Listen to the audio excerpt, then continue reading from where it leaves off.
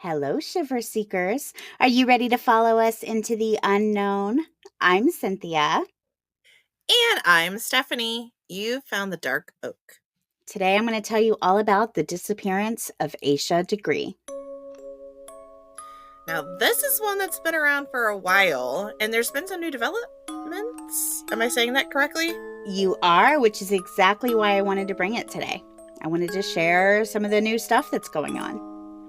Yay, I want to hear what's happening. Welcome to the Dark Oak, the mystery podcast with purpose. Each month through our charity, the Branch of Hope Foundation, we give a portion of earnings from our Patreon and sponsors to a nonprofit organization related to the first episode of the month. And by the way, that's today. Yay! Yay. Also, I'm like, okay, how many days do I have to edit this? 2. However, 2 days. Okay.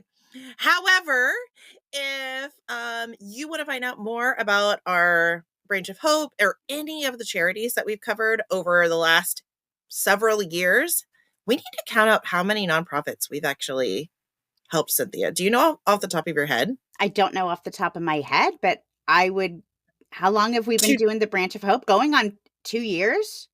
yeah, so like 24. Probably around there, give or take. Yeah, very exciting.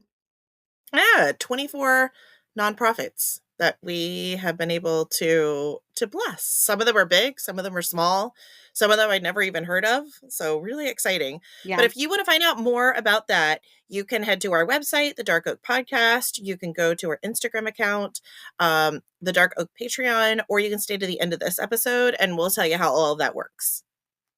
That's right. That's right. That's what we that's what really drives us here at the Dark Oak, is being able to help these organizations, help these victims, help their families. And going into, December, ending our year here, it really is just a great reminder that, we're here to help. I don't know. It feels good. It feels good.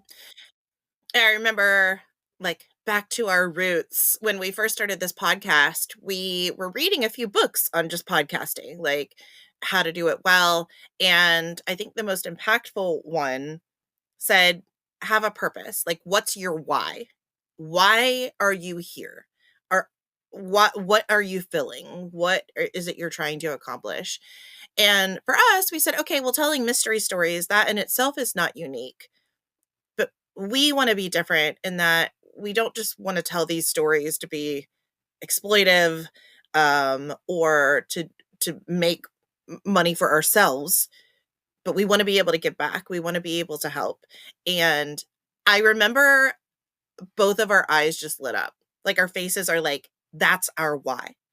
That's why we're going to do this. Yes, we enjoy telling these stories. Yes, obviously we enjoy hanging out together, but this is what drives us. And this is always the times when it's really tough for us to record or to write, or we're going through a season that's really difficult as human beings. We always have that why. If we're not able to get up and record and do this, we're not going to be able to bless people on the other side. And it really has been such an inspiration, I think, for both of us. And then to see how many people love what we do because of that is really cool too. Absolutely. Absolutely. Couldn't have said it any better. And actually, it's really interesting that you say that, because you and I haven't talked about this, but that's actually kind of a perfect segue into why I wanted to cover this particular case today. Because as Stephanie mentioned, chances are everyone listening to this episode has at least heard of Asha Degree. This is a pretty highly covered case. But I wanted to bring it today because, again, there have been some interesting updates in the last year or so, really. And what is so interesting about that to me is the fact that Asha disappeared more than 25 years ago. We've been talking about Asha's disappearance for going on 3 decades, and we are only just now talking about potential persons of interest.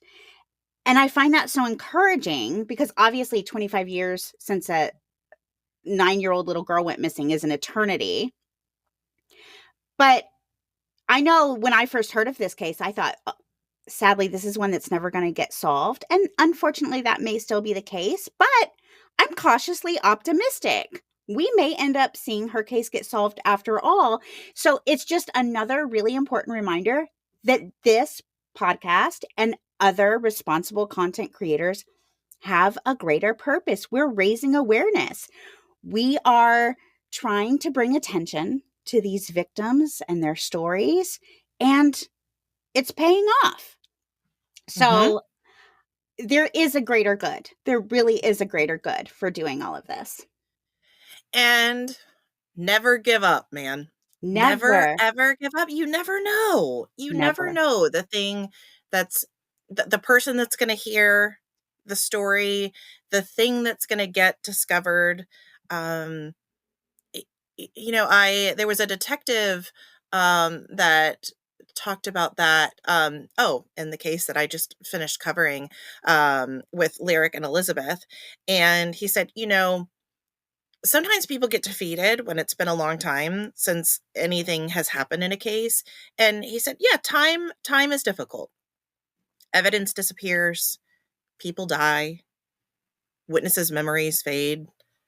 However, time can also work in your favor because people either start to grow a conscience when they get older, or they feel like there's enough time between the crime and where they are now that they don't need to be as tight-lipped about it. Or they can be Mm, a little bit more braggadocious about it. Or just the amount of people that they have let in on their little secret, that message finally gets to the right person that's going to help crack the case open.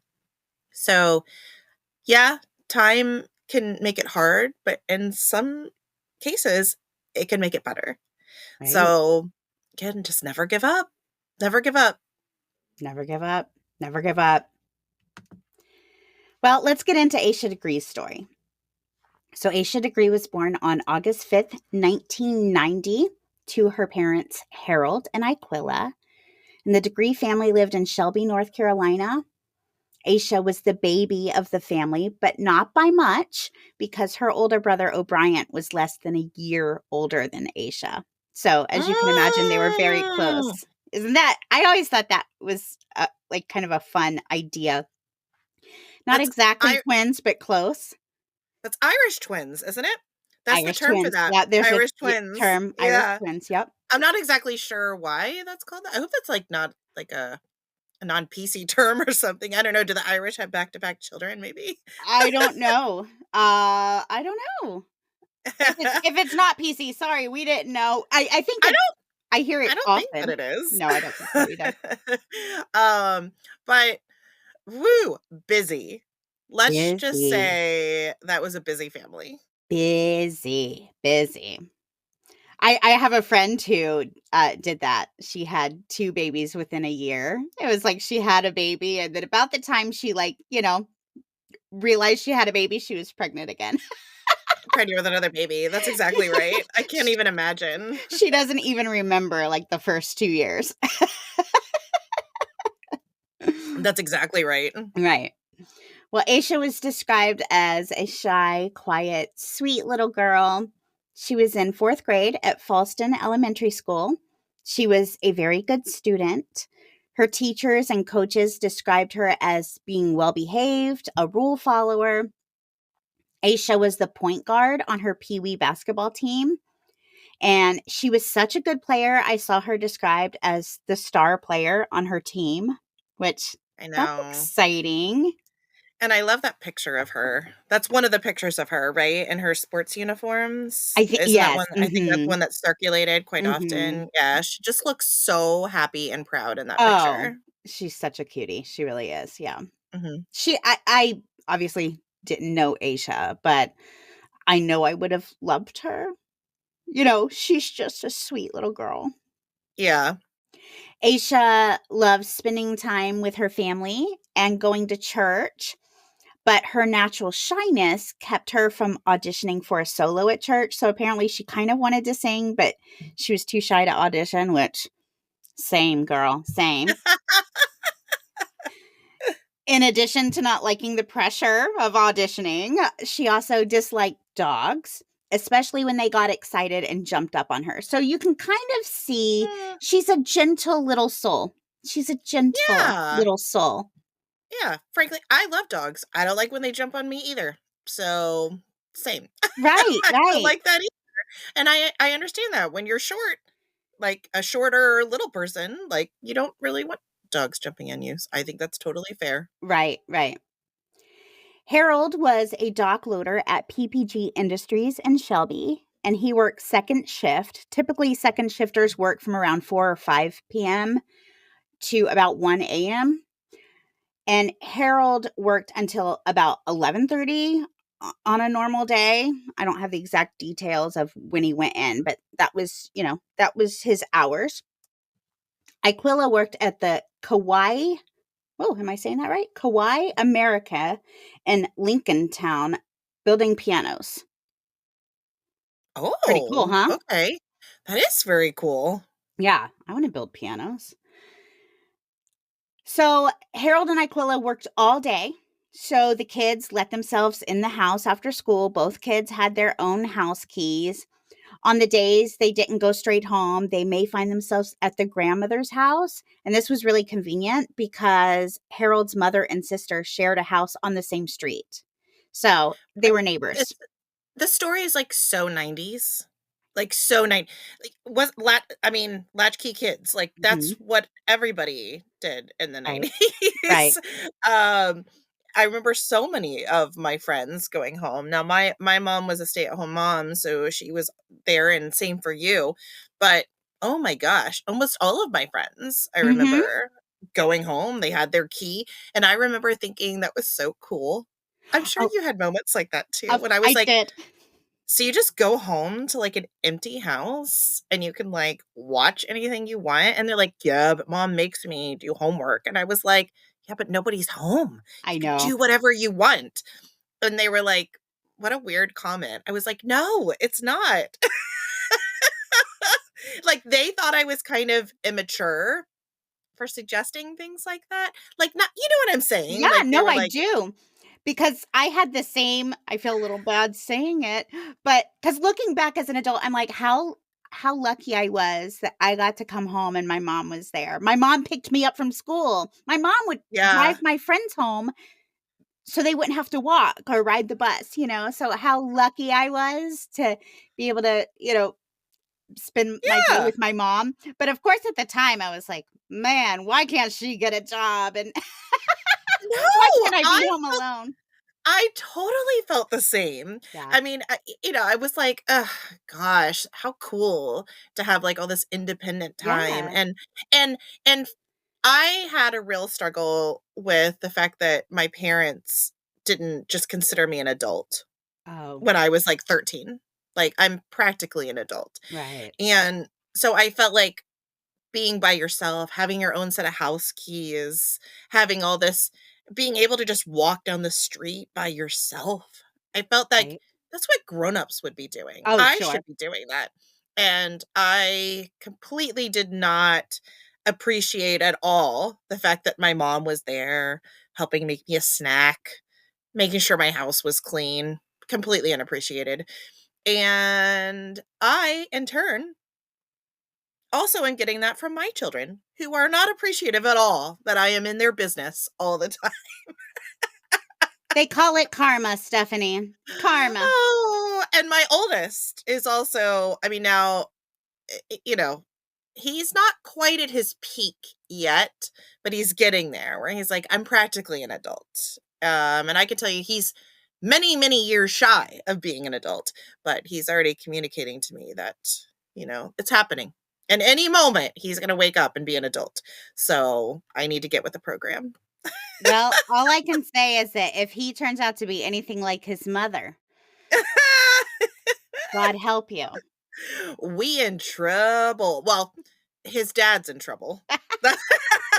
My husband and his father are, because whoops, this new mic is very sensitive, isn't it? Yep, I set they down my are. coffee. I'll just hold my coffee because I enjoy my little sips. But yeah, uh Pray for all of us. Yeah, I will. I will. But at least for Aisha and O'Brien, yeah, they got to come home, but they still had grandma and their aunt, Isn't that across the street. nice? So it's Auntie kind and grandma. yeah, yeah. And by all accounts, Aisha had a very happy home life. Harold and Aquila were protective parents. Yeah.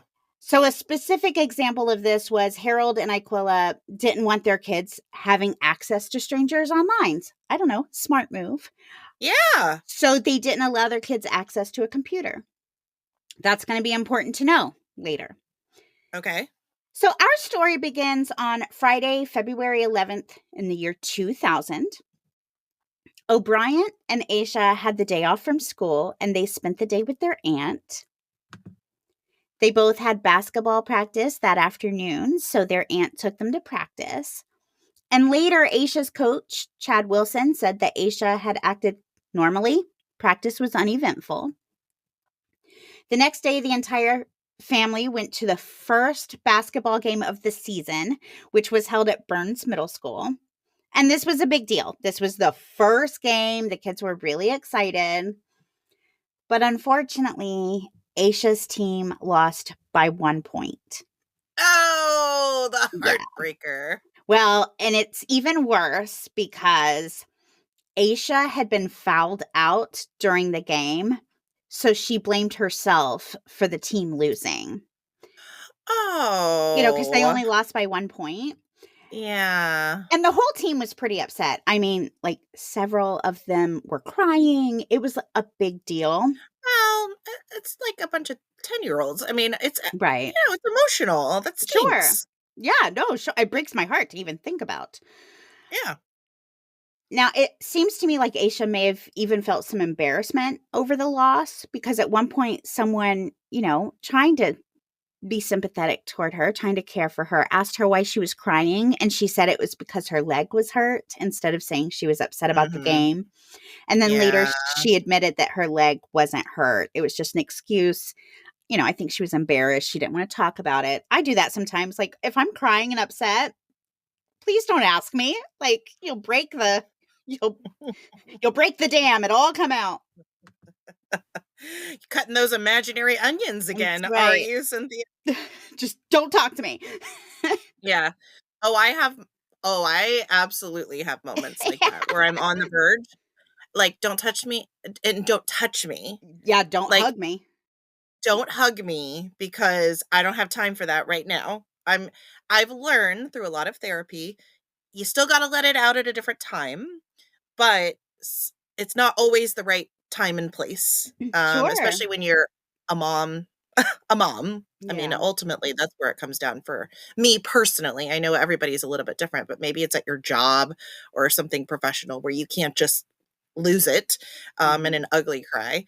But make sure all I'm saying, I don't know. I just feel prompted right now to say, if you have big emotions like that, I understand it may not be the right time and place, but allow yourself to feel it at a different time where it's safe, where you can, because your body, your brain, your soul, you need that time. You need that time just to let yourself feel whatever it is you need to feel, to say into the universe, to God, whatever it is that gives you encouragement and power, give yourself that time. Right. So, that I has know. been helpful to me, in a lot of my struggles because I can't necessarily have a big fall down, breakdown in front of my children. I mean, they know I get emotional, but I can't do that in front of my kids. But I allow myself to feel that, in the comfort of my room or maybe just my husband or whatever it is. Right. Well, and I know that's advice that you've given to me, and I'm like, oh, I don't know that I would have thought of that, but like that's very helpful. Like, okay, I can't, like you said, now's not the time, but I do have to let it out. So I think that's really great advice that Well, I I've think, appreciated. well, it's helped me continue to walk forward. But now, even if you look at the scientific data, they're finding stress and trauma affect you physically. Mhm. We're talking about, providing environments for cancers and autoimmune disorders and things that can come from things that you hold up here. So you have to find a positive way to let that out, whatever that is for you. And there's no roadmap. I'm not telling you exactly how to do it, but if you're feeling like that needs to come out, make sure you let it out. Right. No Right. shame, no shame, no shame, Nope. no judgment.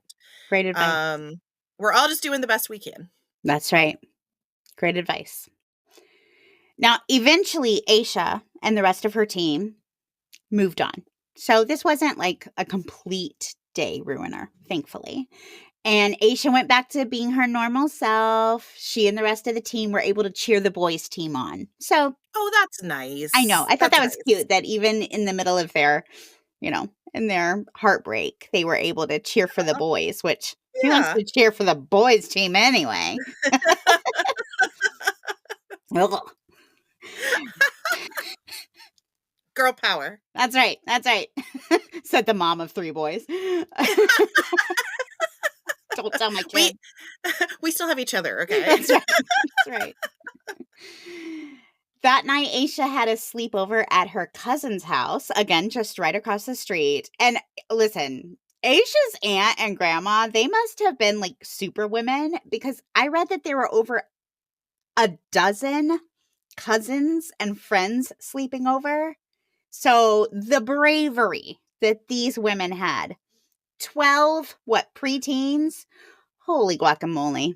Mm-mm. That sounds so fun.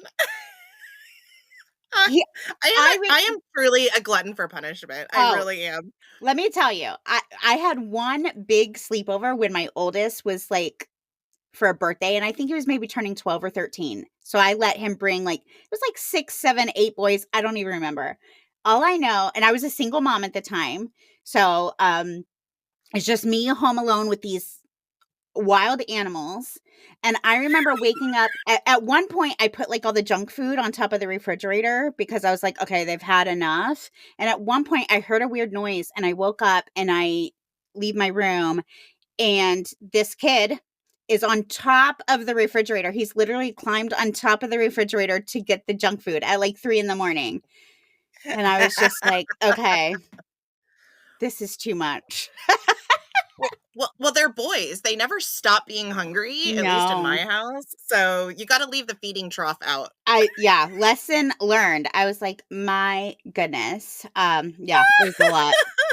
Well, that was your fault for putting that food in a dangerous situation. Clearly, clearly. Well, I feel like Aisha's sleepover may have gone a little smoothly, a little more smoothly than that, because the next morning, Aisha's aunt and grandmother took the whole gang to church at the Macedonia Baptist Church, and the group ended up Mm, meeting up with Aisha's parents, and this is where the family regularly attended church. And again, Aisha was back to her normal self. After church, everyone went back to Aisha's aunt's house. They had Sunday lunch together, and this is like the whole extended family I love because this I story. know, I know, I love this family. I know. I've always wanted this to have like a compound of everybody. I think this would be amazing. And Yeah. because the next day was Valentine's Day, Aisha's grandmother gave Aisha a bag of her favorite Valentine's candy. After lunch, Harold and Aquila took the kids home. And I've seen some conflicting reports, mainly about what Harold did that afternoon. Specifically, I've seen it reported that he went to work as usual. But then I've also seen it reported that he didn't go to work that day. He was out doing other things. I don't think it really matters to the story, but I mentioned in November's Patreon case, I like to share these discrepancies because I never want to say one thing and it be the wrong thing. And then now listeners are questioning everything I'm saying. So it's a little muddy there. But in every version of this story, Harold got home around the same time. Okay. So Okay. the hours in question, he's home. So I don't really think it really matters what he did that day. Now we do know for sure there was a pretty big storm that day, maybe into the night, and the Degree family home lost power. And the Oh, kids, wow. yeah, so pretty bad. The kids normally took their baths before bed, But because they lost power this particular evening, they went to bed a few minutes early with the plan to get up a few minutes early to bathe before, you know, before they started their day. Now, again, in all of the accounts of this afternoon and evening, it is consistently reported that Harold checked on the kids around 12:30 a.m. and then again right before he went to bed around 2:30 a.m. And both times the kids were asleep in the room they shared. And remember, Harold works a little bit of a later shift, so these hours are probably just his normal hours. Yeah. So Harold checked on the kids around 2:30. Later, O'Brien would say that at some point after that, he woke up to the sound of his sister's bed squeaking. Now, again, there's a couple different accounts here. Some reports say he saw Asha get up and go to the bathroom and then come back and get in bed.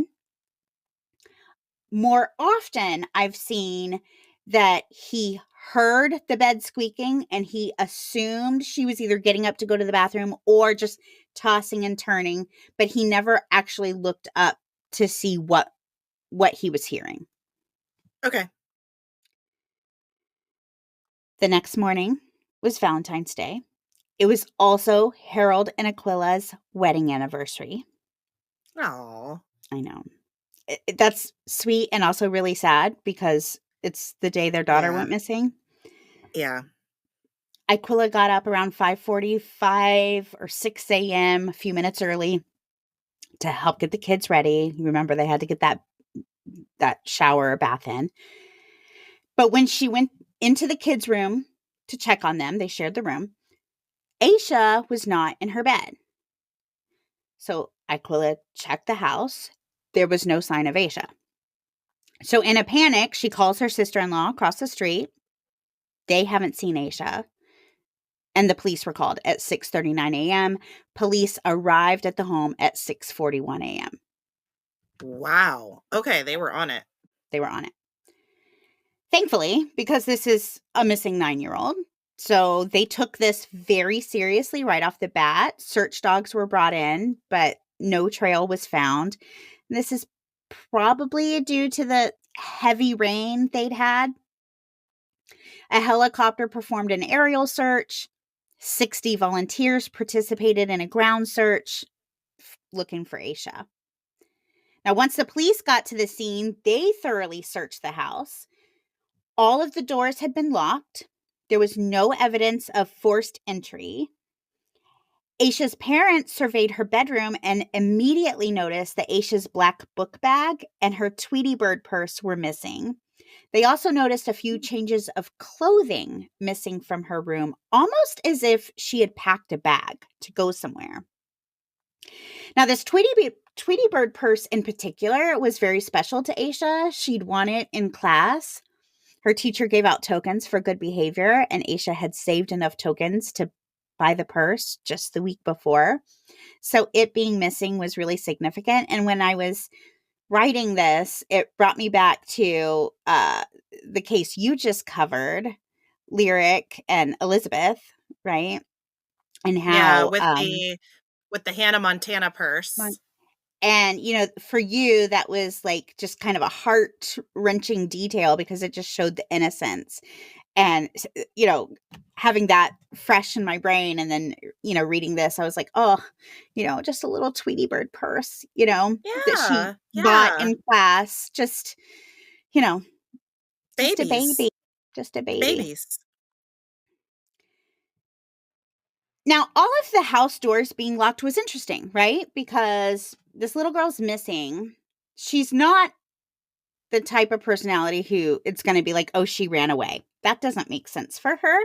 So what does make more sense is that maybe somebody came in and grabbed her. She, between those two possibilities, abduction seems more realistic, but all of the doors were locked. No sign of forced entry. And some of the missing items. I mean, I do find that more indicative of the fact that she planned to go somewhere.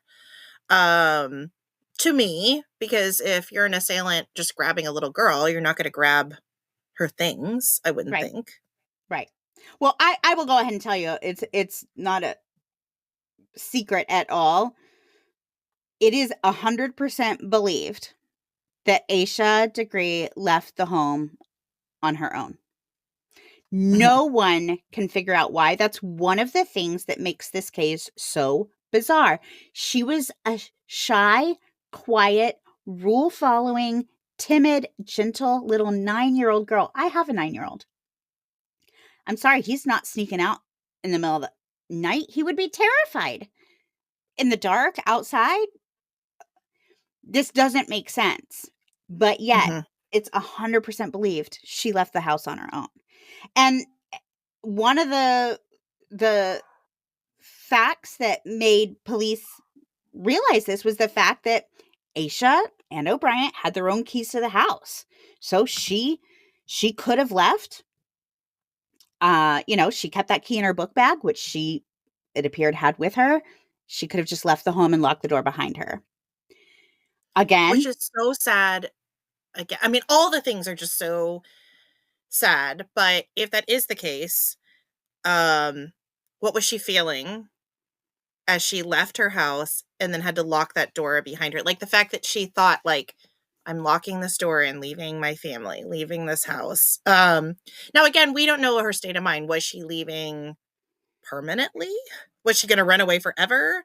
Was she gonna go to her aunt's house? Was she gonna go, like, what was happening in her mind? But again, she's a baby. oh, And a baby. so whatever she was feeling, I imagine was a very big emotion, and that's hard to think about. Right. Like you mentioned, the fact that she had, it appeared, packed a bag. Police really evaluated what appeared to be missing from her room, and it was determined Aisha was probably wearing white jeans, white sneakers, and her white nightshirt. But despite it being February in North Carolina, where the average temps are a high of 56 and a low of 31, it wasn't believed that Aisha would have had a winter coat with her, which is scary. But how I know her aunt and grandma lived on the same street. It was 4 houses down? I don't know Did you exactly how say? many houses. I didn't say. But it was on the same On the street. same street. Mhm. Okay, well, maybe she was just going for a short walk? I don't know. I don't know. Okay, tell me more. Okay. Well, based on the items that were missing, police said, okay, she packed this bag. The items that were taken were items that a child would pack, not what an adult would pack. Yeah. So, again, Not a lot of survival right, right, equipment, right, I right. imagine. Yes. So, again, despite it being totally out of character, evidence is pointing to Aisha leaving on her own. Now, we now know that's 100% believed to be true. At this point, they're still trying to evaluate that. Yeah, sure. But the Especially you're not gonna assume that your 9-year-old ran away. No, no. From a Yeah. happy family, there's no evidence of abuse, anything like No. that. Right. Now, once the news that a little girl was missing was made public, of course, eyewitness reports started coming in. And there were at least 2 separate reports of truck drivers seeing a little girl matching Aisha's description walking along the side of the highway about a mile away from her house between 3:30 a.m. and 4:15 a.m. on February 14th. Now, one of these drivers was so concerned at the sight of seeing a child walking in the road in the middle of the night that he turned around. But when she saw a truck approaching her, the girl disappeared into the woods that ran along the highway. So Ah! yeah. And I see what you're saying about, okay, maybe she was just planning on going to her aunt's house or her grandmother's house, but she, I don't think she got lost on her street, on her No. way. She's walking a mile away alongside a highway. With no Uh, jacket. With no jacket. yeah. Mm-mm. You know what I mean? Like, that's She may have had a she's smart. jacket, but not like a winter coat based on, yeah. Okay, fair enough. Fair enough. Not, she wasn't appropriately dressed. That there's no question, yeah. Yes. Unless somebody else gave her a coat. But nobody else was seen with her. No, not at this Yeah. point. No. Okay. Okay. So those woods and the surrounding areas were searched immediately, and searchers did not come up empty handed. They found candy Mm. wrappers. And we know that Aisha's grandmother had just given her that Valentine candy, right? And the wrappers matched the candy that she had given her? I haven't seen that reported, but everywhere I've seen it, I've seen they found candy wrappers. We knew she had candy, so I'm assuming, I haven't seen it, and the wrappers were exactly the same, but they've always been linked in everything I've seen. So I I need assume. confirmation, I'm Cynthia. sorry. I doing the best I can because I had the same question. Confirmation. I had the same question. Well, maybe she gave her sweet tarts, but they found Snickers wrappers. Right. We don't know, but Right. but in everything I've read, it has been said that this was Aisha's candy. Oh, it's so weird. Okay. Hang on. Well, I need to adjust myself here. Hang okay. on. All right. Woo! I need to know what kind of candy. Well, there's more. Just the candy. Don't get too hung up on the candy. There's more. All right. Let's do it. Okay. Searchers also found a pencil, a marker, and a Mickey Mouse hair bow that Harold and Aquila identified as Aisha's. So it wasn't Okay. just the candy, there were other little belongings. So this is Aisha's stuff. Now, these items were found on the ground in the doorway of a tool shed that was located at an upholstery store on Highway 18, which is that same highway that witnesses reported seeing a young girl walking along. This shed was more than a mile away from Aisha's home, and in order to access it, if Aisha had gone into the shed, she would have had to have climbed up a hill and cross a gully. So it would have required a little bit of effort on Aisha's part.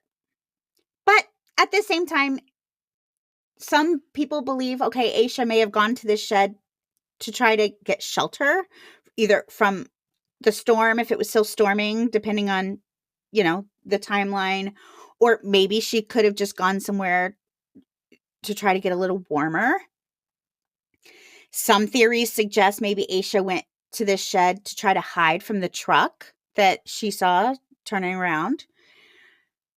Other theories suggest maybe Aisha was waiting to meet someone there at this shed. Maybe the shed was a meeting point.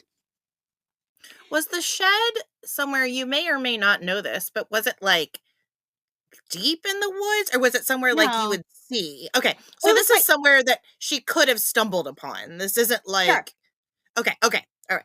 Yeah. Like, there's this upholstery store and then there's just like this shed either beside it or behind Okay. it. It's Okay. a rural area. So actually I feel like in a rural area, if you're familiar with the area, you would know where the buildings were. So Yeah, she that's may have been possible. very much aware of where this building was. But it also could be somewhere in a pinch she could have just like stumbled upon it. Yep. It wouldn't have had to be necessarily a destination. Correct. True. Okay. Now later the shed was searched a second time. And this time, searchers found a school photograph of another little girl who looked very similar to Aisha. Now, to me, this is a very, very weird aspect of the case because authorities shared this photo with the public and asked anyone who recognized this girl to please come forward, obviously. To my knowledge, no one has ever come forward saying that they are the girl in the photo who would now be an adult, or that they know the girl in the photo. And again, this is a highly covered case. Like, I'm sure you've seen this photo. How has no one come forward and been like, yeah, that's me, or that's my niece, or I'm a model. I'm a model and my photo was in picture frames that were for sale, or wallet, the little fake. You know what this reminds me of? When you covered the case of Barbara, who went missing when she was hiking. Yeah. and I'm blanking her last name, but Was it? Barbara went hiking and there were two men that they passed, and Yes. and people have been trying to find these two men. They describe the two men, they describe the car, everything about it, and these two men have never come forward. I want to say that was a Patreon case. I could be I think it wrong. was too. And that to me is Barbara. Okay, I'm thinking Bullock. Could that be right? Is that Yes, right? Bullock? yes, Okay. yes. Barbara Bullock, and went missing in a mountain climb under a very, like, all of a sudden she was just gone. Just She gone. was She was gone. yeah. And she had a hiking partner, Mhm. and so there was suspicion kind of placed on him, but he was ruled out. But they passed two men on the trail that would have been able to confirm or deny kind of his story. And these two men, despite an incredibly detailed description of them and their vehicle and a conversation with them, And their dog? neither, and their dog, that's right. Neither of them have ever come forward. And again, they're not suspects. Nobody thought they did anything. This is just to confirm like an alibi, basically. And they have never been found, never come forward. So to me, like, this is similar to that, right? Like, you could be the key to a case. Now, in this case, whoever's in that photo may be a victim. They may not be able to come forward, which I hate to think about, but at least there might be an explanation in this case, unfortunately. To me, that's what's so haunting is the fact that this is a photo of a child and no one's come forward. It's made me think, why? Did this little girl not grow up to be able to come forward? Was nobody missing her? I mean, it's a school photo. Like, she went to school and had her photo taken. There's nothing alarming in the photo. She looks healthy. She looks cared for. Not that you might be able to tell all those things, but there's nothing outright alarming. But nobody's even come forward and said, "Oh, that's my daughter who went missing or was abducted," or anything. It's just nobody knows who this girl is. That is so bizarre to me and scary. Very scary. And again, it could just be, I mean, a coincidence. Maybe there was like an old like caretaker and that was a picture of his granddaughter and it fell out or something. I mean, there could be a perfectly reasonable explanation for it. Um but it is odd. There could be. I mean, it's totally possible this little girl grew up and just is not into true crime and has never heard of Asha Degree or never done research on it and just doesn't realize that her photo is associated with this case. But I mean, Rough. yeah. Now, I guess there is the possibility that police have figured out who the girl in this photo is and decided that it's either not relevant or they don't want to release that to us, but they've never said that. So, to me, from to the best of my knowledge, nobody knows who this girl is, including authorities. So, authorities at this point are starting to think that Aisha probably did not fare well. They don't really know why. Maybe she got hurt, maybe she got injured, maybe she was a victim of foul play. And they start to come up with some theories as to what they think may have happened to her. And they had three prevailing theories at first. The first was that Aisha was a victim of abduction. The second was that Aisha was a victim of a hit and run accident. And the third was that for whatever reason, she left the house and then Aisha got hurt or lost and wasn't able to make it home. Harold and Aquila were cleared as suspects. They have never been believed to be involved in any way with their daughter's disappearance, which I find very interesting because we don't have a whole lot more. So, but they were cleared, which I think really says something. I think that proves that it must have been very obvious there was nothing going on in that home, which makes this case even more weird Because if there's nothing scary or bad or upsetting going on in that home, why did she leave? You know, Especially at that age. at that age. And we'll talk about that in a minute. That's not a normal age for if a child is going to run away or leave. That's Like, not even if she was a little bit older. right. That's not a typical age. I mean, um, I have a 9-year-old. He ran away the other day. He got mad at me and ran away. He opened our front door, which is glass, and stood on the other side of it, staring at me the whole time. I was staring at him the whole time. And that was him running away, you know? So for her to get out of her bed and get out of her house and start walking a mile away alongside woods and a highway in the middle of the night at 9? Yeah. That's so My weird. oldest also ran away Right. at 9, and he set up camp in our backyard. Yes. Yeah. And then within about 20 minutes, he came back in and said the woods are dirty. Well, So, his little brother was very pleased of because course. his younger brother was just appalled that I would let him run away. Again, in air quotes. Right. And he ran to me and said, "Mama, he's moving back in." Oh, what a relief. What a And I was relief. like, uh, "Thank you. Thank you for letting me know that." I said, "But he has to follow the rules of the house." And then I heard him scurry away, telling my oldest, "Mama said you can stay, but you have to follow the You rules." can stay, but you're on thin ice, buddy. That's so fun. I ran away when I was probably about that age, and I told my mom I was running away, and she was like, "Well, let me pack you a lunch. You're gonna need a lunch." And, again, I did the equivalent. I went down over the hill. We had some property. But I was within eyesight the whole time. I sat for what seemed like an eternity, probably 10 minutes or so before I was like, Yeah, "It's that's time. enough. I've I've roughed I've it long proven enough. I've been I've homeless proven my long enough." point. Yeah. I also ran away, and shocker, I took the dog. Oh, okay. You were pretty serious then. Oh, I was How far did very you get? serious. Well, I ran away. I ran away. I lived in um a neighborhood with like a lot of houses and a lot of kids. And so I ran away to my friend's house. And when I showed up, I told her mom, you know, I'm running away. And then my friend's mom called my mom to let her know I was there. And then my mom showed up at the door, and I felt like an injustice had been done. Of course.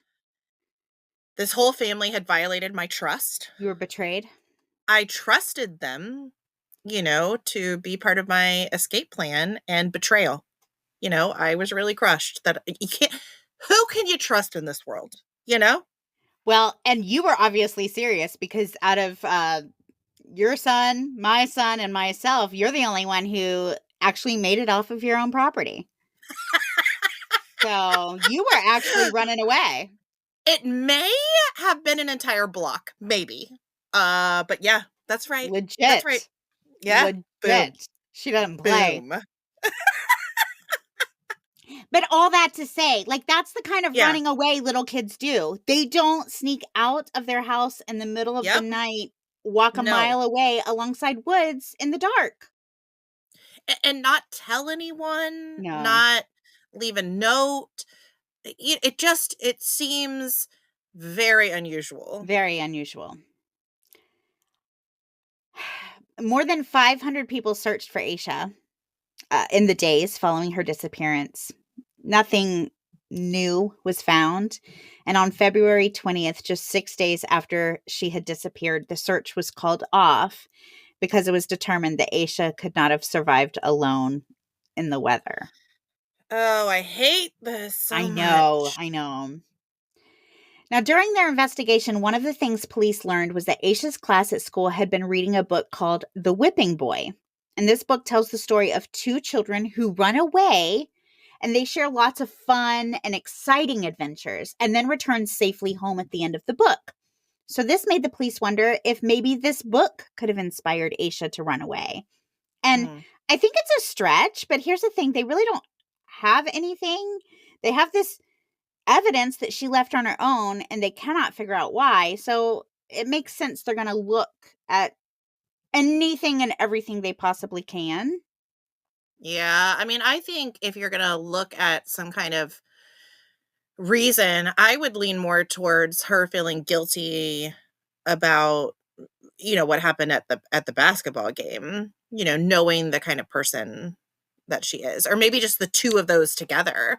Maybe she said, "I'm just so embarrassed," or "I'm unworthy," or whatever it was she was feeling at the time. And then she also had this book saying, this is an option, I guess. Right. Well, and that's why I shared those events leading up to her disappearance because, again, we don't really know what the motivation was. It appeared that she had resolved those issues and was feeling better and back to herself. But at the same time, okay, so 9 is a little young. Like, you're not quite in the throes. I don't think the typical 9-year-old female is like in the throes of, you know, changing hormones and stuff, but it's kind of starting. And Mhm. as you were talking about, maybe it was the game, maybe it was this, I just started thinking, there's a lot going on in a prepubescent little girl's mind. I remember that, just like, one pimple and you're the ugliest creature there ever was and nobody likes you, and just how every little thing feels so big and so valid. I still think she's Mhm. probably a little on the young side, but she's getting into that. She's getting into that phase of her life. I don't think you can discount it completely. Right. Now, several months after Aisha disappeared, an inmate at the local jail named Baron Ramsey, who was a former high school classmate of Aquila, claimed that he and another man were driving back to Shelby the night Aisha disappeared, and he said they hit her with their car as she was trying to cross the road. He said they put her in the back of the truck and dumped her body in Moss Lake. Now, police were not convinced. They had been out looking for Aisha in the days since she disappeared, and no one had found any evidence of a hit and run around Moss Lake area. But when you have someone confess, you need to look into it. So Moss Lake was Especially when dragged, you have no other leads. no other leads. So Moss Lake was dragged twice. Nothing was found. And it was determined that Ramsey was lying about being involved in Aisha's disappearance and made up the story hoping to get a plea deal for his pending federal charges for bank robbery. So just a bad guy. You're a jerk, man. You're just a Yeah. jerk. Now, sadly, another 18 months went by before the next big lead in Aisha's case.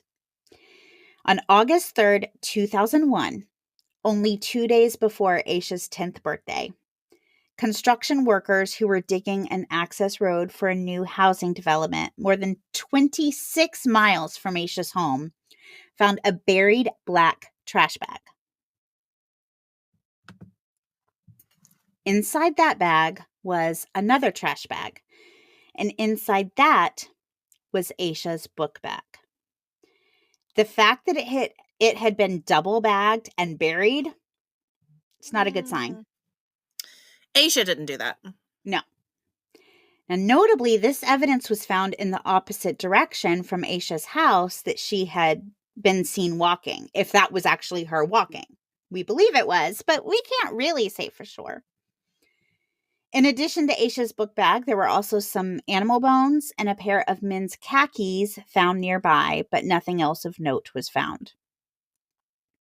In 2015, the FBI did a reinvestigation of Aisha's case, and they received a tip that someone may have seen Aisha getting into a green 1970s model Ford Thunderbird or Lincoln Mark IV with rust around the wheel wells.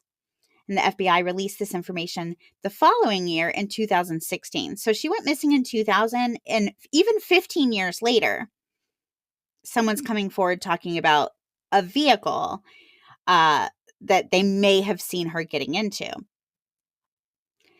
In 2018, the FBI released two new pieces of evidence: a New Kids on the Block concert t shirt and a children's book, McElliot's Pool by Dr. Seuss.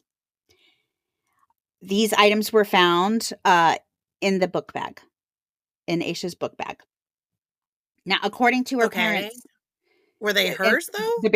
according to her parents, these items did not belong to Aisha, despite being found Oh, in her buried book bag. And if you think about it, New Kids on the Block was not super popular in 2000. And especially, no. I wouldn't think for a 9-year-old. I mean, they were popular when we were kids, like in the late 80s, early 90s. So to me, Yeah. it seems like someone older than Aisha would have had that shirt. Yeah. The book was confirmed to be from Aisha's school library, which I do find interesting. So it is linked to her. It's from her school library.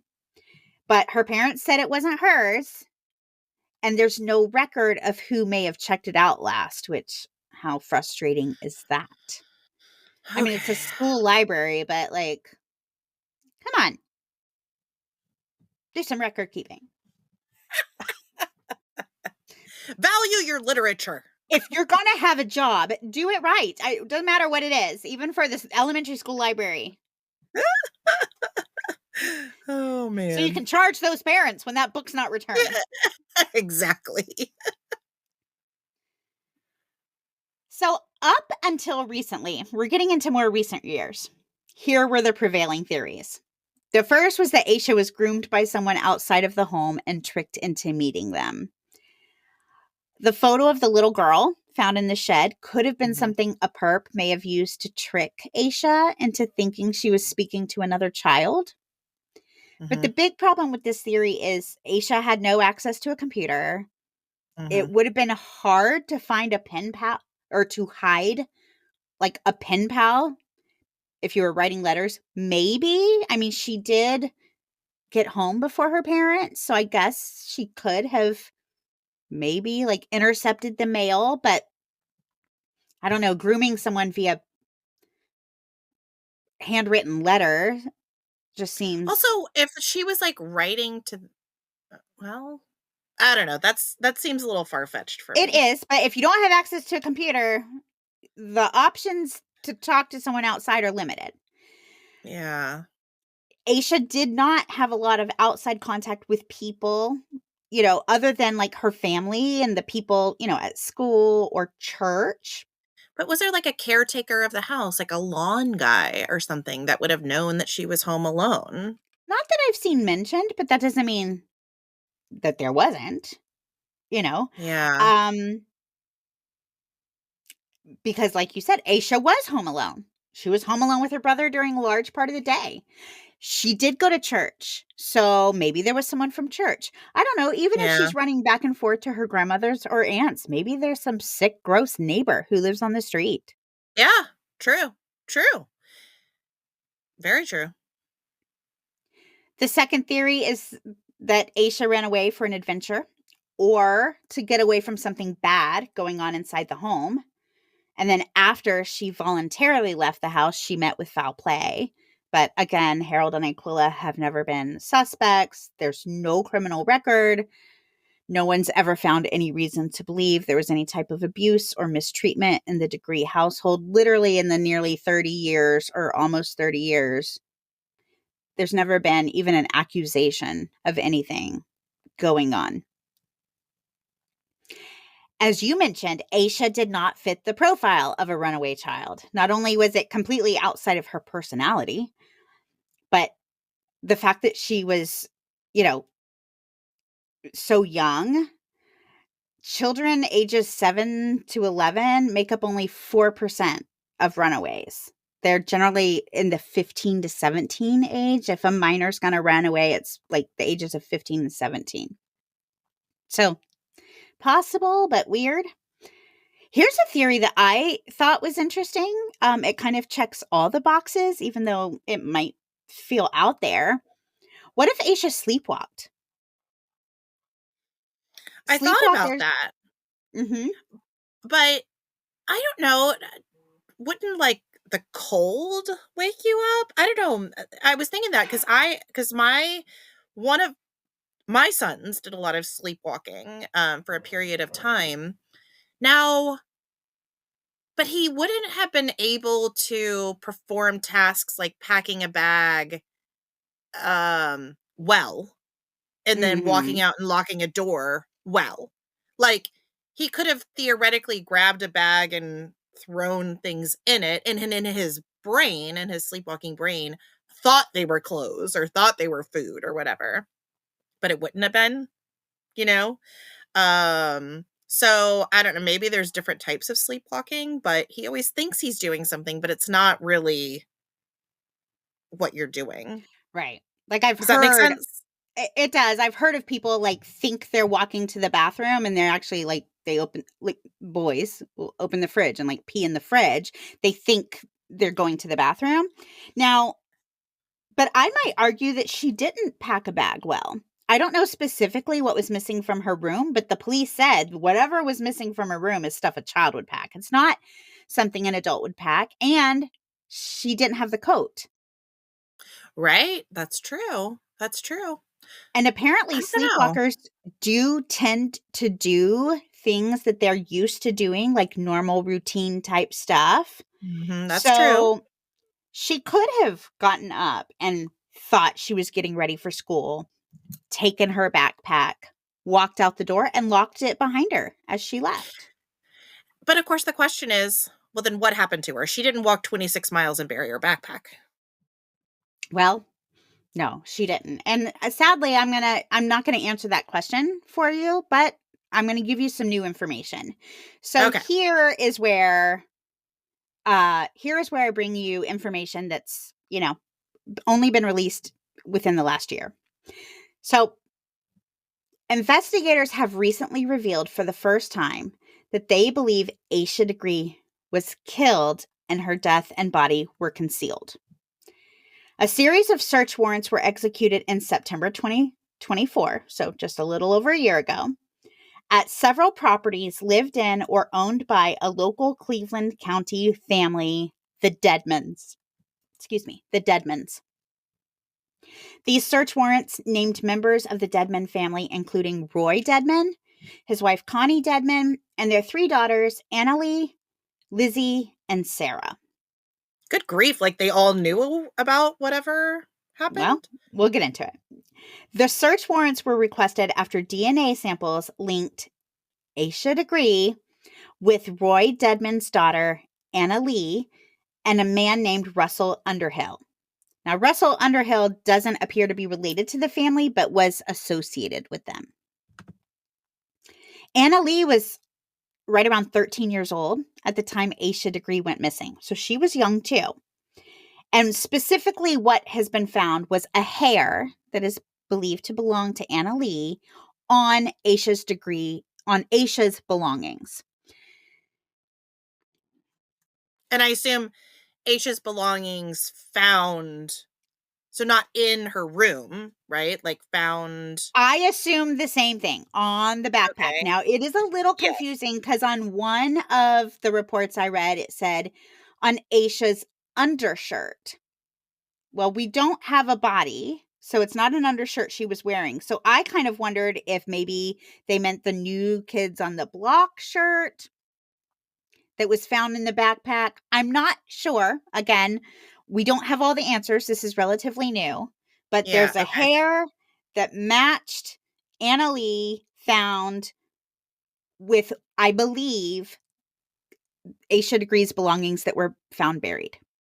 Well, let's follow that lead. I mean, Right, I don't care where it came from. If you think it may lead to answers, like, let's follow that. right. Now, despite the DNA belonging to Anna Lee, investigators have actually taken a particular interest in Anna Lee's father and her two older sisters. Mm. More search warrants were executed in February of this year, and the Cleveland County Sheriff's Office said it has probable cause to believe that cell phones belonging to Roy Deadman and his two older daughters may contain evidence identifying and linking victims, suspects, and possible witnesses to the crimes of felony obstruction of justice. These court documents show Cell that phones cell phones from 20 years no, now, later? I know, now but I'm saying, like but, like, somehow there's evidence on a cell phone that's lasted 20 years? they're talking. I'm gonna go over it. They're talking. Oh, they're talking about the crime. They're talking. I'm gonna go over it. Oh! Mhm. Oh, sorry, I'm getting excited. I'm getting Yeah. excited, Cynthia, hold me back. Well, there's no smoking gun. I will tell you that. Okay, It's suspicious. There's no smoking gun. And no okay. one's been arrested or charged. Okay. Yeah, but what the heck? All right. Okay. Hold on. Hold on. So these court documents show that investigators believe Roy Dedman's two oldest daughters were responsible for or involved in Asha Degree's disappearance. So What? the investigators believe it was the two girls, but dad and mom covered it up. Now, Sarah was only 15 and Lizzie only 16 at the time Aisha went missing. So that's why they think there had to have been adult assistant from the parents. Okay. The week after law enforcement searched the Deadman's properties back in September 2024, a man went to the sheriff's office for an interview with investigators saying that he occasionally went to bars and house parties with the three Deadman girls back in the mid 2000s. And this man told officers that at one time he was at a house party with Lizzie and Sarah, the two older girls, 15 and 16-year-old girls 15 and 16. In at a that, house party. yeah, they may have been Yeah. a little older at this point because this was like the mid 2000s. Okay, gotcha, gotcha. But that's how old they were when Aisha went missing. This man said he saw Lizzie Foster was visibly upset and intoxicated. And at one point, Lizzie said, quote, "I killed Asha Degree," end quote. The man reported that Sarah then became stern and told Lizzie to shut the F up. The man told investigators that Sarah's behavior really caught him off guard because she was normally like really calm and nice. So to see her kind of barking at her sister was strange. Later, the man told investigators he was confident in his memory and that he was 100% positive of those moments. Well, you don't The, forget something like that. right. The man was later given a polygraph test based on his statement. And though the results are not admissible in court, it is said that he passed. Well, that's proof to me. You know, we That's love a all I need to polygraph. know. We I know that we know. know they're just a hokey little pile of questions that Th anybody can fake or mess up, but we love them. We put our money on this them here at the Dark Oak. this is me with my smoking gun. That's right. Now get this. Lizzie was contacted by investigators and asked to take a polygraph in connection with the case. And she was asked whether she was concealing information and was found to be deceptive. Again, I got 2 smoking guns here. I know. Polygraphs don't lie. Absolutely. Done. Never. True. They've never been given false reports ever. Well, unless it's somebody that we think is innocent, in which case they're totally wrong. Like, if they're, They're a hokey. They're a bunch of hokey. they really are. I mean, I hate the term junk science because I feel like it gets thrown around so much, but really polygraphs are not. I don't even know why we still use them. No. I really don't. But we really do love However, them. We on this love them. podcast, we're all about them. We love them. I think We I love them understand. because it doesn't tell you anything about the crime, whether the person's guilty or lying, or it tells you about a person's like their state, because a Yeah. psychopath can just cool as a cucumber. Oh. And then you're going to ask me, did you kill so-and-so? And I'm going to be so nervous. I'm going to come up lying the whole time. I know. This is like when all of a sudden you're going through like security at the airport and all of a sudden, even though you don't even own a gun, you're like, oh my gosh, do I have a gun in my suitcase? Yes. Oh my gosh. I thought I was the only person that happened to. No, that I really have that thought like, oh gosh, what if there's a gun in my bag? or Why would I have whatever. a gun in my bag? I don't know. Like, I have a moment, like, I walk through, like, a metal detector. I'm like, "Oh my gosh, what if all of a sudden I'm just adorned with metal somehow?" I don't know why Yes. I have that thought, but yeah. Oh, I'm Yeah. glad I'm not alone. I always thought that was just something that went on in my brain. Okay. No. Uh, so, yes, we probably would fail polygraph tests even though Yeah. we are not guilty of anything. So, No, we are not. I mean, not a crime that you would need a polygraph test for, but, who knows? Our anxiety could just make it a little wonky. Yeah, absolutely. Now, following this polygraph test and this interview with police, Lizzie called her ex-husband and talked to him for more than 45 minutes. And the ex-husband has been very uncooperative in this case. Hmm. So I know you were interested in the cell phones. So in February of Mhm. 2025, several of the Deadmans' phones were seized, in addition to Lizzie's iCloud account. And there were several interesting messages, Mhm. particularly conversations between Lizzie and her ex-husband and Lizzie and her sisters. Mm. So I'm not going to go through all of them. They're available online. You can look at them. I'm just going to go through the ones that I thought could mean something, but keep in mind, I'm cherry picking here. I'm literally cherry picking the ones that I'm like, oh, that's could mean something. So, Just know I am here for those cherries that you have picked. okay, but I Just just wanted to know, just know that's why I come to this podcast. I want to for the hear about cherry those. picking. But just Yes. know there is stuff that is completely like innocent sounding also in these texts. I'm just going to tell you the juicy stuff. But the fact of So, the matter is, if you have guilty sounding stuff, that's not right, cool. right. Like, Well, everybody has innocent sounding stuff. let me read it to I you and want then to you hear what tell you me. have. Yeah, Okay, I want to hear what because you have. I will tell you, reading all of these texts, yeah, some of them are like, that's fishy. But I could also explain away how it doesn't mean, I mean, I'm kind A, of B, or C. joking. This is kind of like tongue in cheek back and forth right now, but context does matter. Yeah, yeah. It Okay, absolutely does. And listen, we're not the podcast that's here like trying to make something up. Um, but this is super interesting. right. So, yeah, tell me what you have. I mean, as Okay, in context as you can, which I'm sure you that's okay. will. Right. Okay, so on September 10th, 2024, Sarah texts Lizzie, I don't remember that shirt. I'm scared though. Dad is probably going to be a huge suspect. The next day, Lizzie texts her ex husband, this is going to get nothing but worse. She texts him again, I'm talking to my doctor at 5 to get something for my nerves. She texts him again, I'm just so worried, so worried. Again, I mean, it's a nightmare that's going to keep getting worse. I can see nothing good happening anytime soon, and I'm an optimist.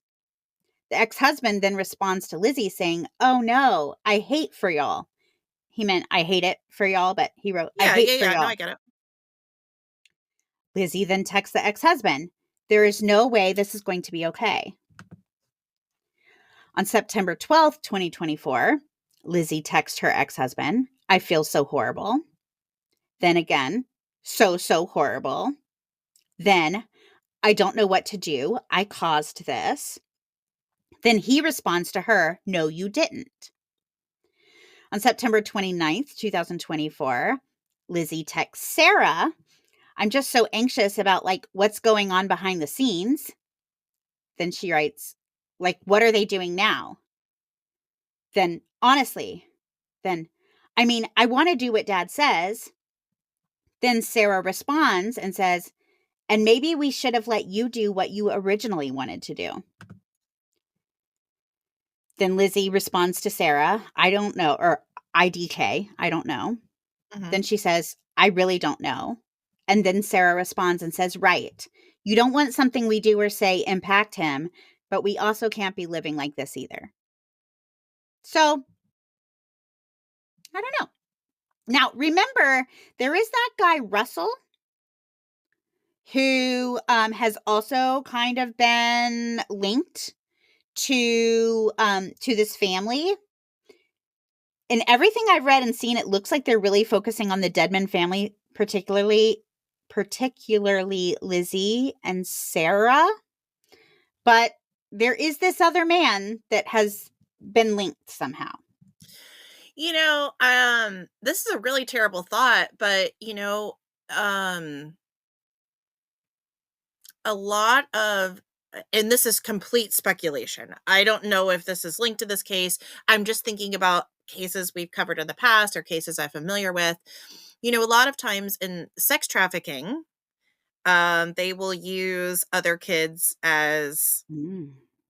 ploys or decoys or whatever to draw in other kids so they feel more comfortable. Um, so maybe it's a situation where, because I could see this explained several different ways. Maybe Sarah and Lizzie somehow feel responsible, even though they weren't actually the ones that committed a crime. Maybe they didn't even realize what they were doing, or maybe they did realize what they were doing. However, there were threats against them, threats against their family, because they were young at the time. 15 and 16 is still young. So I do feel like there could be some explanations for that. However, I do think it points to knowledge of what happened. Right. That's what I think. I think they definitely know something. I think they know something. I don't know that it necessarily points to guilt, but they know something. They know something. Now, I found this interesting. If you remember back in 2016, the FBI said they were looking for a 1970s era green Ford Yeah. Thunderbird or Yeah. Lincoln Mark IV. It's an older green vehicle. Yeah. An AMC Rambler, which is an an older green vehicle, specifically an AMC Rambler, was seized from a property belonging to Roy Dedman in September 2024. And investigators say the seized vehicle has very similar features to the vehicle wanted in connection with Asha's disappearance. And this AMC Rambler was said to be driven by Sarah Capel around the time when Asha Degree went missing. Sarah Capel is her new last Mhm, name. So mhm, mhm. this vehicle was said to be driven by Sarah around the time Asha Degree went missing. Now, search warrant documents did say that Roy Dedman did not appear to have any ties with Degree or her family. Roy Dedman's attorney asked the community to not jump to any conclusions once the search warrants were released. The attorney did ask the community to let law enforcement do their job and to avoid spreading any rumors. There have been no known arrests made in connection with Asha's case. It does not appear that anyone in the Dedman family has been arrested or charged with any crimes as of this recording. The North Carolina governor announced a $25,000 reward for information in connection with the 2000 disappearance of Asha Degree. The information would have to lead to an arrest and conviction of the person or persons responsible for Asha's disappearance in order to qualify for the reward. And that announcement came about 1 month after the Cleveland County Sheriff's Office increased its reward for information in this case to $75,000. The Sheriff's Office has led the 25-year investigation into Asha Degree's disappearance. Anyone with information about Asha Degree's disappearance is asked to call the Cleveland County Sheriff's Office at 704-484-4788 or the North Carolina State Bureau of Investigation at 919-662-4500. Hey, pause for just a moment. Hey, guys. No tennis. I know. I'm coming. I'll be right there, buddy. I'm coming. Oh, we'll go get ready.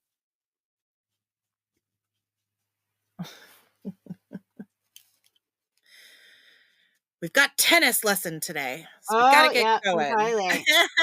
Yeah.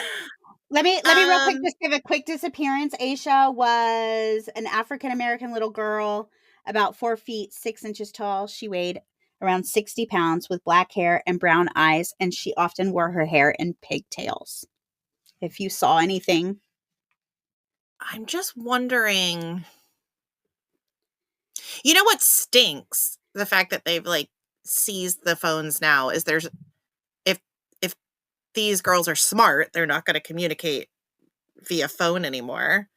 Well, if they were smart, they So, never would have done it in the first place. I would never. If I committed a mm, crime, it would not be There'd be nothing in writing. I don't write stuff in writing now. I'll be like, someone will be like, "Hey, what'd you think of such and such show?" I'll be Yeah. like, I'll tell "Call you me." later. Yeah. Oh, fair. Fair.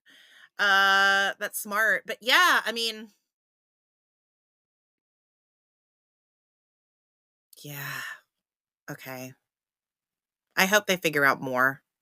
That poor Me too. family. Poor Aisha's family, like the Degree family. Yeah. Um, it's like you're so close, but you're not there. And either way, they've lost their daughter, which is horrendous. Right. In fairness, I did see some things from the Deadman family. Like they have a spokesperson who's come forward and said, first of all, that hair could have come from anywhere. Like they could have bought that shirt at Goodwill, kind of thing. Like, so maybe Annalise hair got on the shirt because they got it from Goodwill. Or Mm, this green car, the only thing it really has in common is another green car. And, based on their ages, they probably wouldn't be driving at this time. And that sounds like what their attorney would say. well, it does, but I want to be fair. I want to be fair. I don't want to if this family isn't responsible, then I don't want to, because it's easy and because we want it to be true, because we want to be able to find justice. But what Well, explanation would a girl saying, it's all my fault? Like what would that be alluding to? well, yeah, I don't know. I couldn't tell you. Well, I mean, I couldn't tell it's you. all my fault that I donated my shirt to Goodwill? Right. Yeah, it's all my So, fault. Yeah. No, I don't know. That line um, and the one where maybe we should have done what you wanted to do in the first place. I'm paraphrasing. But that doesn't necessarily mean, oh, when we killed her, I wanted to go to the police. It could mean, oh, when we found the backpack, we found the backpack on our property, right. and instead of burying it because it belonged to some missing girl, we should have gone to the police. We don't really know what that means. All right. Well, But fine. but it's interesting. And No, but again, I again, understand. I know this is a highly covered case, but let's keep talking about it. Yeah, I agree. Because I mean, how amazing would it be to see this case solved? This case that really honestly I wasn't sure we would ever see any resolution to, because it is so strange, because so much time has gone by, and this has given me hope that, maybe we will actually find justice. And Poor as little honestly, as far as what happened, if the Deadmans were responsible, there's a few prevailing theories. One is that the girls were driving maybe intoxicated, or in a way that they shouldn't have been driving, or without a license, or right, whatever, doing something they shouldn't right. have been doing, hit her and killed her. Yeah, But there's also theories that maybe it was more sinister than that. Like maybe they coaxed her into the car. The eyewitness who saw the car said he saw her being put in the car or getting into the car. yeah, Um, so even what if the Dudmans are responsible, even what they did hasn't right, been right. It's a revealed. question mark. Yeah. Right. And again, I don't know that the Deadmans are responsible, but I think they know something. I feel like they know something. That's They my know feeling. something. That's my gut feeling. So we'll see. We'll see if that Yeah. turns out to be true. Well, All as right. we Well, talked I about, know this is yeah, so as we talked about, this is our branch of hope, first episode of the month. So we thought about sorry, I'm trying to pull it up here on my screen. So we thought about what we could do to honor Aisha and the Degree family. And doing some research, we came across the Coalition for the Murdered and Missing.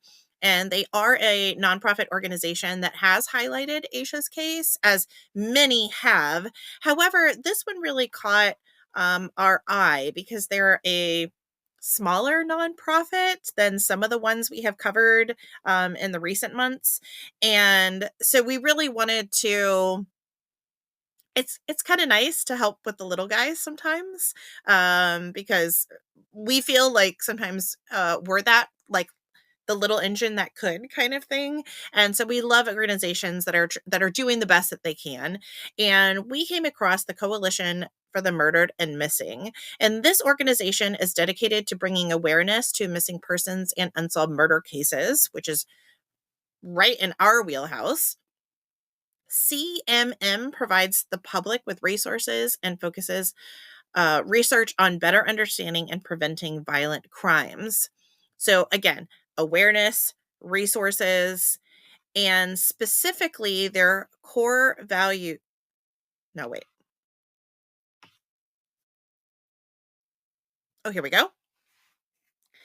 And specific services, they specify that when families are that many families don't know where to go when their loved one is murdered or goes missing. So, by providing support for these individuals during this time, they can alleviate some of that stress, basically, give them a roadmap of where to go next. So, this support can range from helping families navigate the criminal justice process, which, again, I would have no idea how to. I mean, even figuring out like the foster legal process, like, we're a foster family. Even trying to figure out how that works has been, I would say, a learning process, but also a stressful one. So learning how to navigate the criminal justice process could be very stressful. Understanding the procedures. CMM also helps provide other resources like mental health, helping to link people with therapists. They also can help with financial resources, also with housing if someone needs to go to a different district to testify or to gain headway in their missing loved one's case. They also provide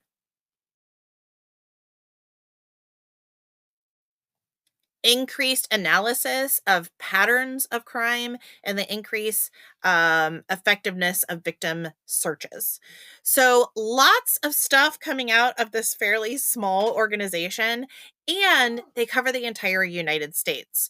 We've covered some organizations like this that are specific to a particular state, but this is nationwide. So really cool organization. So again, if you are interested in learning more about the Coalition for the Murdered and Missing, you can head to their website, coalitionforthemurderedandmissing.org, or you can hit up our Instagram account, the Dark Oak Podcast. Again, a portion of everything that we take in for the month is going to go directly to Coalition for the Murdered and Missing. So if you're a part of our Patreon, know that a portion of your monthly subscription is going to go to Coalition for the Murdered and Missing this month. Wonderful. I feel good about that. I love that you got me excited about how many nonprofits we've supported. I want to go back and look. I should just keep that number on the tip of my brain because I hadn't really thought of that, but that's pretty exciting. That's something to be proud of. Exactly. We should go back and look at that and figure out how many it is. Yeah. We should highlight that a little bit more. Yeah, good Yeah. things. All Okay, thanks to you. Cynthia. I listen. Well, All right. I don't know about that, but thank you so much for keeping me updated on this case. I really hope it's something that we hear advancements on literally in the next month or two even. It could happen. It could happen anytime. Yeah. It could happen anytime. That's actually really exciting. I'm going to be staying close to this one. So hopefully bring you some updates soon. Absolutely. All right, guys. We'll see you next week. Thank you. Bye-bye. Bye.